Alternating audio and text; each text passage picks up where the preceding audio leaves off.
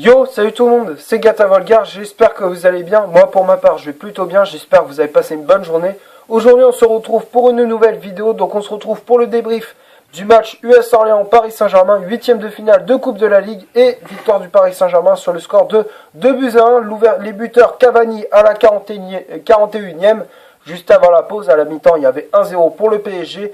Seconde période d'égalisation signée Lopi à la 69ème. Donc les Orléanais nous ont bougé en seconde période et ils ont mis le pied sur l'accélérateur. Ils nous ont quand même bien bougé. Et à la 81ème, c'est Moussa Diaby qui permet au Paris Saint-Germain d'arracher le ticket pour les quarts de finale de Coupe de la Ligue. Et franchement, il fallait absolument ce but parce que dans les dernières minutes, on n'était pas loin de craquer. Parce que forcément, Orléans emmené par Karim Ziani ou encore Anthony Le Tallec, donc ça a été quand même compliqué pour cette équipe du Paris Saint-Germain. Donc c'est vrai que ça a été dur. Franchement, ça a été vraiment dur. Les joueurs, bon, ils ont joué un petit peu avec le frein à main. Voilà, donc c'est vrai qu'il fallait absolument, même si la Coupe de la Ligue ça a moins de valeur que la Ligue des Champions, il faut quand même se donner à fond parce que c'est quand même une compétition importante. Mais bon, ça fait quand même plaisir de revoir notre équipe qu'on supporte tous, c'est le Paris Saint-Germain. Oui, c'est vrai parce que ça faisait un petit moment qu'on les avait plus joués, forcément avec le match annulé contre Dijon et le match annulé contre Montpellier en raison de ce qui s'est passé il n'y a pas longtemps avec les Gilets jaunes. Donc forcément, les matchs de Ligue 1 ont été obligés d'être annulés. Voilà, donc mais quand même, ça fait toujours plaisir de revoir notre équipe jouer. Et surtout dans une compétition nationale. Donc c'est vrai que ça prouve bien que le PSG est largement favori pour la Coupe de la Ligue, ou que ce soit la Coupe de la Ligue, que ce soit la Coupe de France, ou bref. Dans tous les cas, il faut se donner à fond pour remporter notre récompense. Voilà. Donc on va passer maintenant à la composition d'équipe que Thomas Tuchel a alignée pour ce Orléans PSG. C'était un 4-4-2 avec Areola dans les buts, Kimpembe et Thiago Silva en défense centrale, Juan Bernat latéral gauche, Dani Alves latéral droit, Draxler et Marquinhos devant la défense, Christopher Nkunku milieu latéral gauche, Di Maria milieu latéral droit, et le duo d'attaque pour le Paris Saint-Germain, c'était Choupo-Moting et Edinson Cavani. Voilà, donc c'était le duo d'attaque pour ce match. Et ouais, donc ça n'a pas été un match assez flamboyant, mais quand même on a eu de bonnes choses de la part de nos Parisiens. Et c'est vrai que je trouve que je commence à vraiment aimer la façon dont Tuchel il fait la tactique, quoi.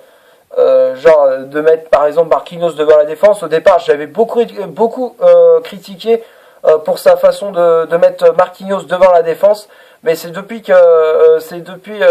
fur et à mesure de mettre de le faire jouer devant la défense. Il l'a fait, enfin ouais, c'est ce qu'il avait fait en Ligue des Champions contre Liverpool, et il a refait la même chose contre Belgrade également en Ligue des Champions. C'est vrai que il a commencé à prendre ses marques et être vraiment à l'aise. Donc c'est vrai que Marquinhos, il commence vraiment à me séduire en poste de milieu de terrain. Voilà. Après, ceux que je trouvais qui n'étaient pas dans leur match, c'était Dani Alves. Il a pas été c'est pas le Dani Alves qu'on connaît, parce que l'année dernière, que ce soit en championnat ou Ligue des Champions, il se donnait vraiment à fond. Là, je trouve cette année, depuis qu'il est revenu de blessure, moi je trouve qu'il est un peu, qu'il a lâché le pied sur l'accélérateur et qu'il se l'a joué cool douce, quoi. Alors que quand même, Tuchel il devrait mettre un peu de concurrence, de mettre par exemple le petit Dagba ou alors Thomas Meunier. Mais même si Thomas Meunier il a disputé énormément de matchs depuis le début de saison, forcément parce que Alves il était encore blessé, donc du coup la doublure c'était la doublure de Meunier c'était Colin Dagba. Mais forcément, vu qu'on a maintenant 3 latéraux qui jouent à droite, donc du coup ça laisse quand même à désirer. Donc moi personnellement je préfère que Dagba fasse un petit peu bouger Dani Alves pour qu'il se remette en question et qu'il se dise putain merde, je me fais bouger, c'est pas normal, quoi.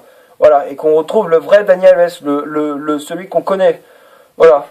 Au lieu de faire, parce que des fois, au lieu de faire le pitre avec Neymar, au lieu de travailler et se donner à fond pour être vraiment, pour jouer presque tous les matchs, il préfère jouer sa star avec son copain Neymar et jouer sur Insta, faire les kikos quoi. Voilà. Bref, je vais pas m'attarder sur lui. Il y a aussi Juan Bernal. J'ai trouvé qu'il n'a pas été mauvais durant ce match. Franchement, il a fait une bonne prestation. Tout comme Prestes Chipembe et Thiago Silva, ils ont fait un super match. Alphonse Areola, bon, je vais pas trop le critiquer. Même s'il a fait une bonne mi-temps, jusqu'à sa sortie sur blessure, il avait une douleur, il a senti une douleur dans le dos, donc du coup ça a été Gigi Buffon qui l'a remplacé. Et quand même, Gigi Buffon, bien sauvé, il a sauvé les meubles, même si il s'est encaissé le but, mais quand même, il a sauvé les meubles. Voilà, donc après le milieu, Draxler-Marquinhos, Draxler il a fait un match plutôt correct, tout comme Marquinhos, ils ont fait un bon match. Nkunku, j'ai trouvé, bon il n'a pas été flamboyant, mais il n'a pas été mauvais non plus. Di Maria, pareil, enfin, même si Di Maria il est sorti sur blessure également, donc ça faisait déjà 2 blessés. Et ça m'inquiète pour la suite de la saison, parce que Di Maria c'est un joueur assez important, et c'est comme Alphonse Areola, c'est des joueurs qui sont assez importants dans cet effectif parisien. Et après il y a eu aussi et après bon bah il y a le duo d'attaque Choupo-Moting Cavani. Choupo-Moting, j'ai trouvé qu'il n'a pas été il n'a pas été flamboyant. J'ai trouvé Choupo-Moting il a été lent. Et certes il joue sur le physique, mais quand même il n'y a pas que le physique, il y a aussi la vitesse, la technique, voilà, cherchez le mot, la technique, savoir garder le ballon, donner le ballon dans le bon timing à un partenaire. Mais moi j'ai trouvé Choupo-Moting il a été vraiment lent, il était un peu mou quoi. Voilà. Après il y a eu aussi les entrées, comme je le disais, il y a eu les entrées de Buffon à la place d'Areola blessé. Il y a eu aussi Mbappé qui est entré à la place de Nkunku qui était également blessé. Il y avait aussi, je crois, Diaby qui était rentré à la place de Di Maria, ou je sais plus si c'est l'inverse, je me rappelle plus. Bref, c'est pas grave. Ils sont rentrés en jeu, et c'est vrai que quand Mbappé il est rentré et Diaby, on s'est dit on va avoir des flèches sur les côtés. Et effectivement ça a payé. Diaby il a marqué, et en plus jolie percée de la part du Titi parisien. Donc c'est vrai que ça fait plaisir. J'ai trouvé que par exemple en championnat il a été un petit peu c'était un petit peu poussif, comme par exemple le match contre Toulouse lors de la 13e journée je crois. Je crois que c'est contre la 13e ou 14e journée, je ne sais plus. Mais en tout cas je l'ai trouvé qu'il a été sa prestation était un peu poussive. Voilà, donc je sais pas pourquoi Google il s'est activé, mais pour en venir, c'est vrai que Diaby, c'est vrai il avait fait une prestation assez poussive, mais là j'ai trouvé qu'il a été très bon.